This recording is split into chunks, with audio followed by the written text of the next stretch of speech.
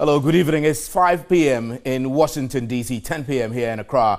This is Stephen Enti at Desawe live from our studios with News at 10. We're also on your DSTV channel 279 as well as on Facebook Live and on 3news.com. Remember, you can join us with your thoughts and comments on any of our stories, and you can send them to facebook.com/TV3GH coming up tonight.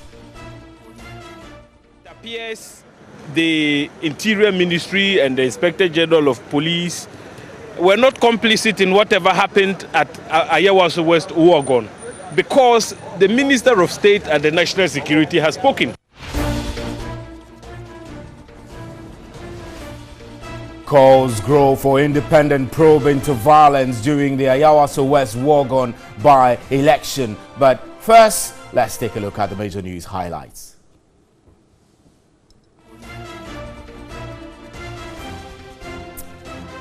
Right, let's take as major news highlights. The Supreme Court has struck out the special prosecutor Martin Amidu as a defendant in a suit challenging his age and holding the office of the special prosecutor. Former Deputy Attorney General Dominic Ayede, who filed the suit, argued that the Constitution states the retirement age of all holders of public office is 60 and not above 65.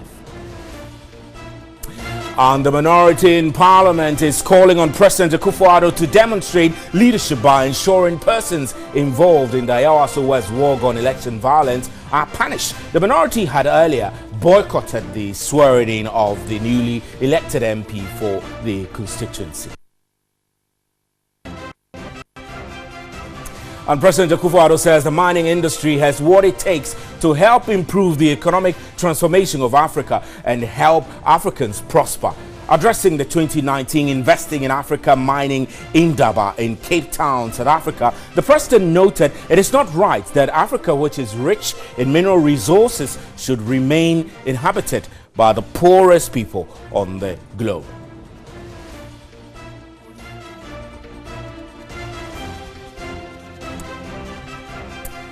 And government is uncertain about the date processes leading to the takeover of the Electricity Company of Ghana would be completed. This was after the parties failed to meet a February 1 deadline. And the forum, comprising 12 labor unions, is giving the Social Security and National Insurance Trust, SNIT, 3 working days to address their concerns on the past credit of pensioners. Chairman of the group, Isaac Bampoado, noted the wrongful calculation has resulted in the reduction of pension benefits of contributors.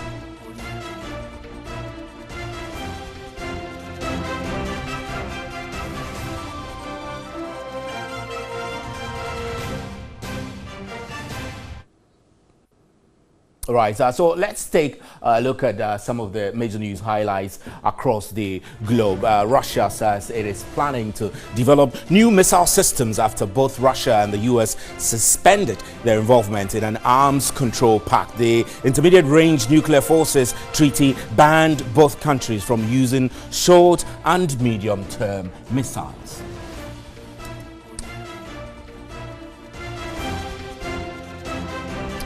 Also, a schoolboy bullied for his surname Trump will attend the President's State of the Union address on Tuesday. Joshua Trump, an 11-year-old boy from Wilmington in Delaware, is not related to U.S. President Donald Trump.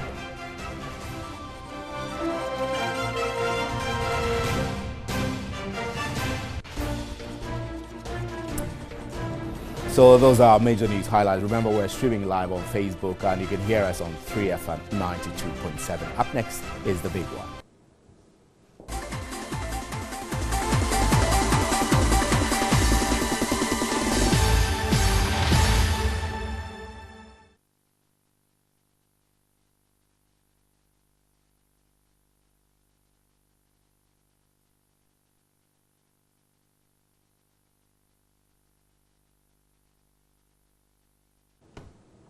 The Minister of State, let's start with a big one now. The Minister of State in charge of national security, Brian Achampong, and the sector minister are to appear before Parliament's Defence and Interior Committee to answer questions relating to the deployment of some masked men believed to be personnel from the national security during the Ayawaso West Wogon by-election. The committee has already had engagements with the Inspector General of Police and the Minister for the Interior. They met with us and actually told us their side of the story.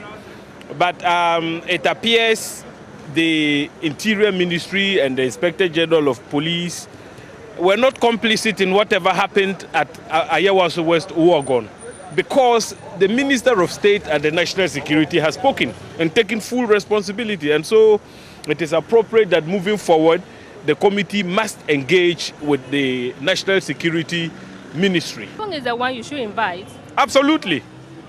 And have you extended an invitation to him? Yes, I am very sure the committee has written to them, because when we set out our agenda, we were supposed to meet both the Interior Ministry, which has direct oversight of the police, and the National Security Ministry. We expect the two ministers to be in attendance. When is that? I don't know the date. You know, we boycotted proceedings today because we had to be here. Still related to this story, a former National Security Minister under the Jerry Rawlings administration, Kofi Totobikwachi, has described persons who have counseled President Akufo-Addo on the Ayawaso West Wogon by-election violence as traitors. In a 3-page letter to the President, he insists any attempt by government to deceive the Ghanaian public on the true state of the matter will not augur well.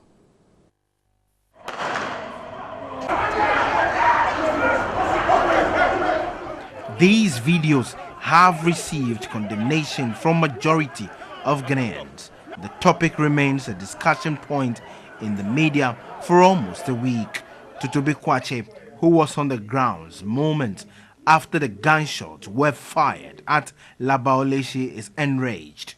He insists the conduct of the government and that of the Electoral Commission betrays the president's legacy. He noted that any attempt by the government to deceive the Ghanaian public on the true state of the matter will not augur well.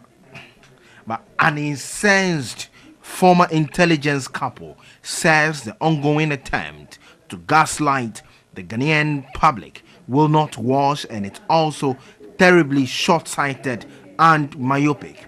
Those of your councillors who are making a public mock of the intelligence of the Ghanaian people, delighting in the recent events and fostering thoughts of repetition, betray your good name and are traitors of your legacy. Totobikwachi also took a swipe at the Minister of State in charge of national security, Brian Achampong, asking the President to sanction him. The former Minister of State asked the President to listen to the many calls for an independent judicial investigation to be conducted into the matter.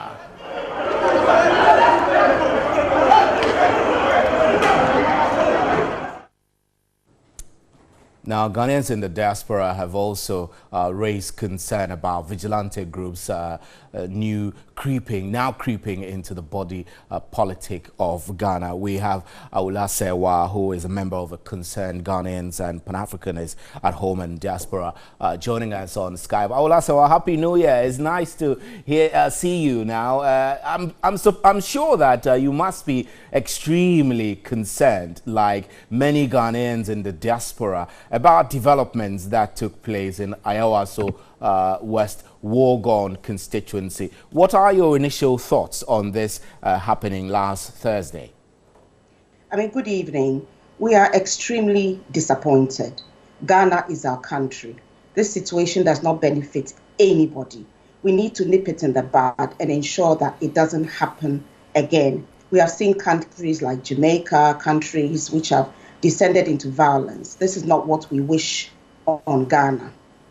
Now, I know that the issue of the vigilante groups have been very persistent since the time of the 2016 election, the NDC, MPP's invisible forces and all of that. And subsequently, what is happening is an indication of the escalation of that. But the NDC has also, the main opposition party, NDC, has also in recent time outdoored some vigilante groups like the Hawks. Now, ex-President Mahama's comments saying that no one can beat the NDC when it comes to unleashing violence. Do you see this as trouble coming? I mean, especially when the two main political parties, the NDC and the MPP, are pitching things this way? I mean, what is happening is totally unacceptable. First of all, we are supposed to be in a democracy. This is not how we handle matters. This is a democratic country. The NPP needs to get a grip of what is going on, because unfortunately, when you are in power, you take responsibility for what goes on. When things go well, you get the credit. So when things go badly or there's vigilantism, you take the responsibility. But there's no need for any other party to make incendiary remarks. If you want to match anything, we want to match good policies for Ghana. Nobody wants to unleash violence into our country, Ghana. So we should look beyond NPP, NDC. Ghanaians have to say enough is enough. Ghana does not want to be known as a lawless country where vigilantes go around disrupting court cases or shooting around. It's unacceptable. We don't want this. We want a budding democracy. This has to end. Whether we have the judicial inquiry, whatever we do, we need to get to the root of this matter. All those who were responsible should be held accountable. The law should take its course, and we should say never again.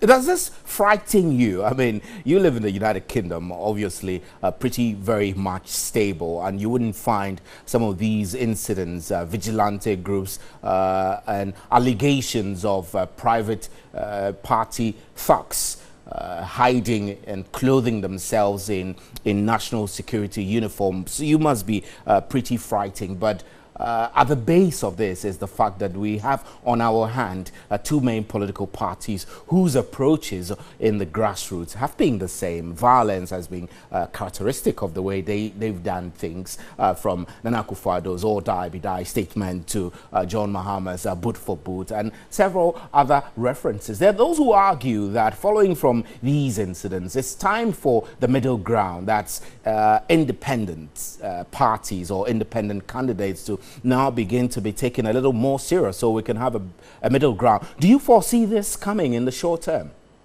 Well, what I would say is that we are Ghanaians. Political parties are made up of Ghanaians. Ghanaians need to sit up and not be partisan. It doesn't matter which political party you belong to. Ghana belongs to all of us. This kind of behavior is unacceptable. We need to say so. We need to say, NPP, get a grip on matters, get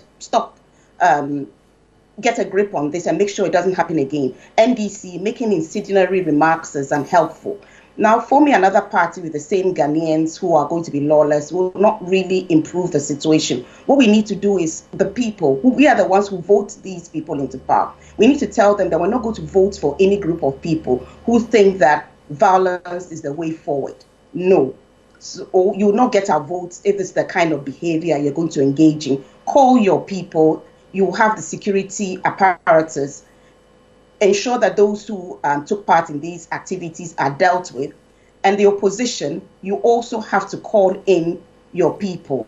We do not want Ghana descending into anarchy, because when it descends into anarchy, we'll all lose out. When bullets are being shot, they have a way of, they are stray bullets. It could hit anybody. So we are all involved. We all have to say Ghana belongs to us. It doesn't belong to any political party. It belongs to the people of Ghana, and we do not want violence. Ghana, God has a nation ahead. We want to go through things in a peaceful and intelligent manner.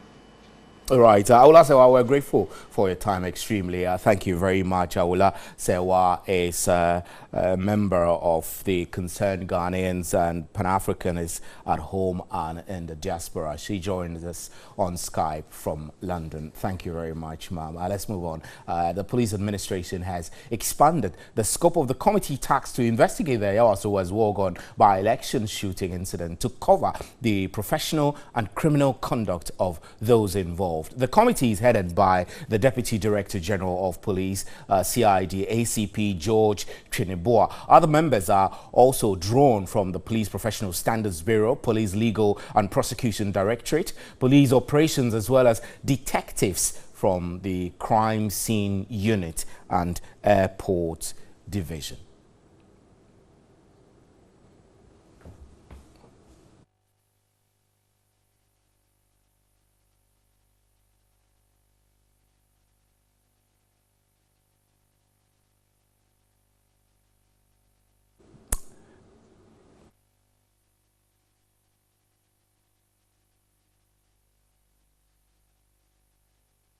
All right, so let's take you to our social media questions so that you can join the discussion. We're asking whether you do trust the police to clamp down on the surge in vigilante groups and provide security for the polls. So we'll be waiting for your comments so that we can share that on with our viewers. Some of your questions are coming in. Some of the answers, I beg your pardon, are coming in. This one from JC Boako says that Ghana Police Service are on top of issues, maintaining peace and order to ensure everyone is protected. Ghana is very safe and peaceful. And then Abdul Razak says they are doing their best, but the politicians are making it difficult for them. And then this one says, Yeboah Benjamin says, I am in doubt, I beg your pardon. They just have to prove me wrong. And Papa Kwame Apia says, sister, Ghana, nah, these people are poo. All right, a very interesting answers that are coming. I'm Stephen Enti. This is News at 10. We're live from the News Hub at Desawe Kanda. You can still join us by following our live stream on Facebook and on 3news.com. You can also hear me on 3FM 92.7. We'll be right back.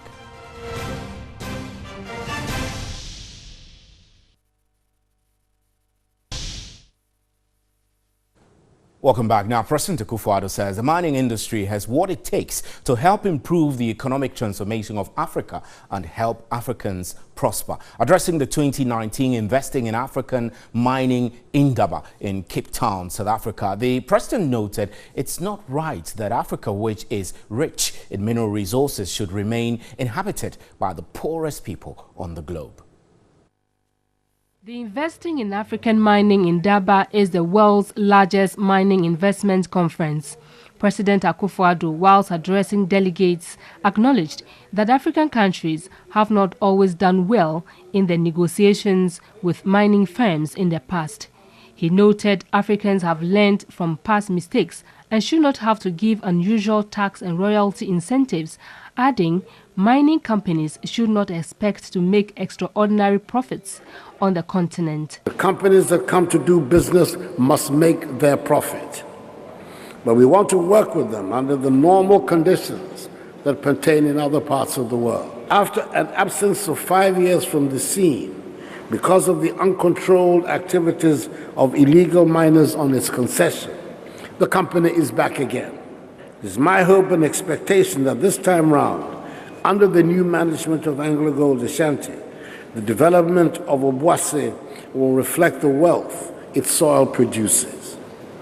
President Akufo-Addo called for transparency in negotiations between countries and companies, which must be accessible and easily understandable by citizens. He called for value addition to mineral exports to increase revenue for development. We cannot and should not continue to be merely exporters of raw materials to other countries. The value chain of mineral extraction has great potential for job creation and can form an essential basis for the transformation of economies around the continent. We've established the Ghana Integrated Aluminum Development Corporation, a public corporation, to take charge of the development with appropriate investors of the full value chain of our bauxite resources in order to establish an integrated aluminum industry in Ghana. Let's go to Parliament. The minority boycotted the swearing of the newly elected MP for Ayawaso West Wogon over what they described as security breaches during the by-election at some polling centres. That notwithstanding, the House went ahead to swearing the MP-elect Lydia Sairam Al-Hassan.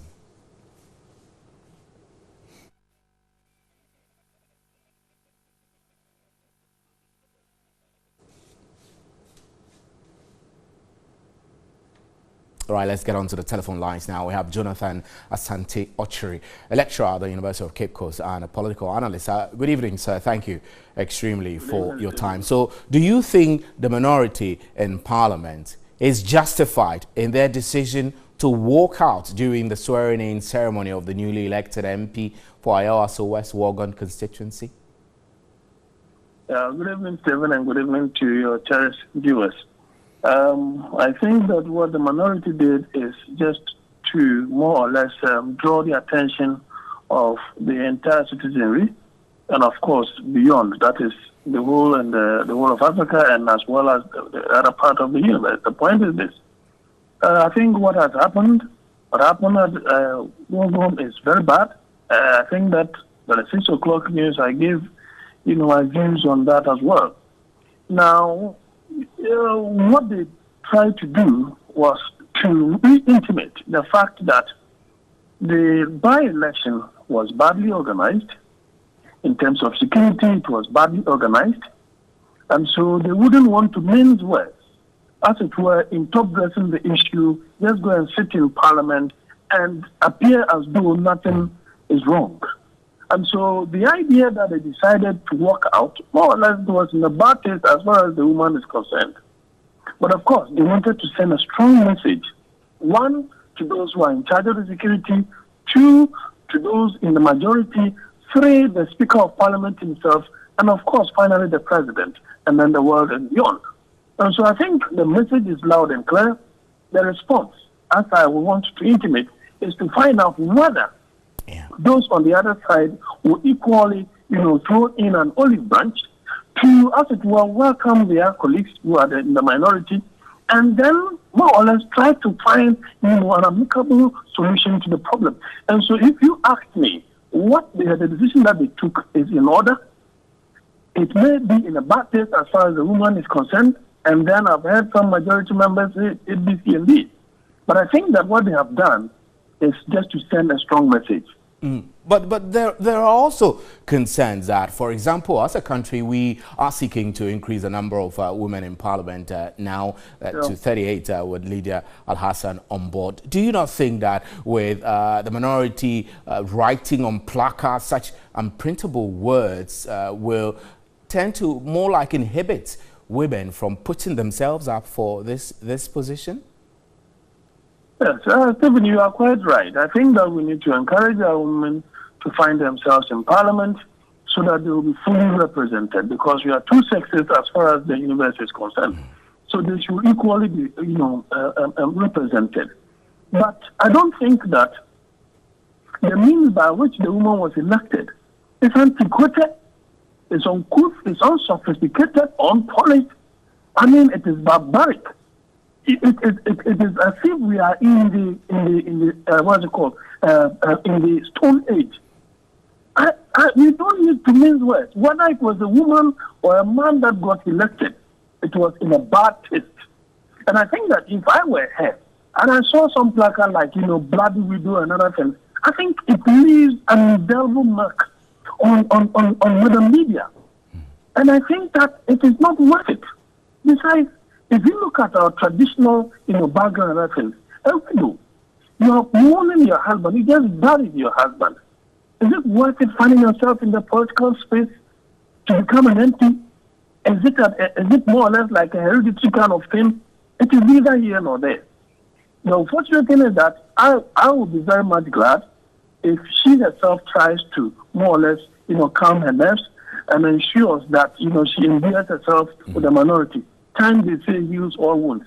But if we are going forward in the 2020 elections and any kind of by-elections should take place, I think that the president has gotten the necessary information that he needs to get. Right. It isn't about it. If you ask me, Brad Champon, who is the Minister for National Security, by now should have written his resignation letter to the President. If the President does not do so, if the President does not call him to do so, it reinforces the fact that then it means the President is more or less subscribing to what the man did. Right. And I think that anybody who has power, as of now, should be mindful that power changes hands. And we don't want to always be equalizing. It does not help us in any way. It does not build a society positive. And I think that going forward, something of that sort should never happen again. Never again should we go back to something barbaric as what happened. Right. It was on constituency. Mr. Asante-Okyere, we're grateful for your time. Thank you very much, Jonathan Asante-Okyere. Let's wrap up the bulletin by taking some of your comments that came in. What do you make? We asked the comment, what do you make of the minorities' boycott of the swearing-in of Ayawaso West Wogon Lydia Seiram Al-Hassan and their description of the MP as a bloody widow? And we have 2 more responses coming in. The walkout was their choice, but it was so disheartening and uncalled for to call the MP-elect bloody widow. Who in the world aspires to be a widow? And this one from Haida Moshi says, I think it's too harsh, but let's not forget that a similar thing also happened to sitting President Atta Mills, who they claimed is a blind man and will die moments when he was appointed as President of Ghana. So thank you very much for your responses. And that's how we wrap up the bulletin. I'm Stephen Enti. Thanks very much for your time. On behalf of the crew, good night. And there is more news at 3news.com.